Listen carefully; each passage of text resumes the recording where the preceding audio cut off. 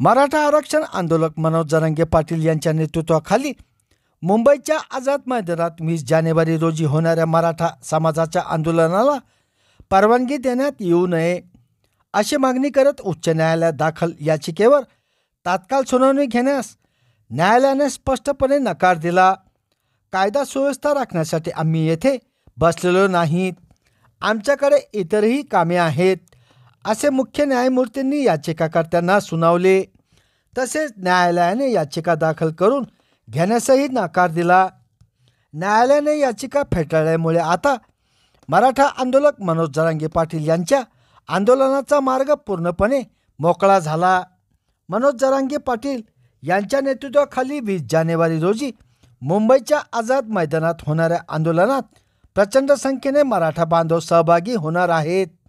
या आंदोलनामुळे जाती व सामाजिक तेढ निर्माण होण्याची शक्यता आहे, त्यामुळे या आंदोलनाला मुंबईत परवानगी देण्यात येऊ नये अशी मागणी करत सामाजिक कार्यकर्ते हेमंत पाटील यांनी ॲडव्होकेट आर्यन कछवे यांच्यामार्फत उच्च न्यायालयात याचिका दाखल केली होती। जरांगे यांच्या विरोधात FIR दाखल करण्याचीही मागणी त्यांनी याचिकेद्वारे केली होती। याचिकेवर मुख्य न्यायमूर्ती देवेंद्र कुमार उपाध्याय आणि न्यायमूर्ती आरिफ डॉक्टर यांच्या खंडपीठासमोर सुनावणी घेण्यात आली। त्यावर न्यायमूर्तींनी याचिकेवर तात्काळ सुनावणी घेण्यास नकार देत याचिका पूर्णपणे फेटाळून लावली।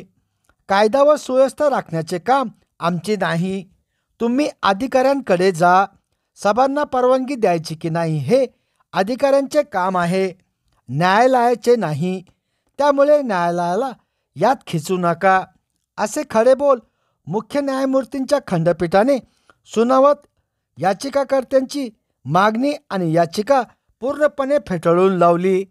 यामुळे आता मराठा आंदोलक मनोज जरांगे पाटील यांचा मुंबईच्या आंदोलनाचा मार्ग पूर्णपणे मोकळा झाला। संभाजीनगर समाचार न्यूज चॅनलसाठी सुनील टाक।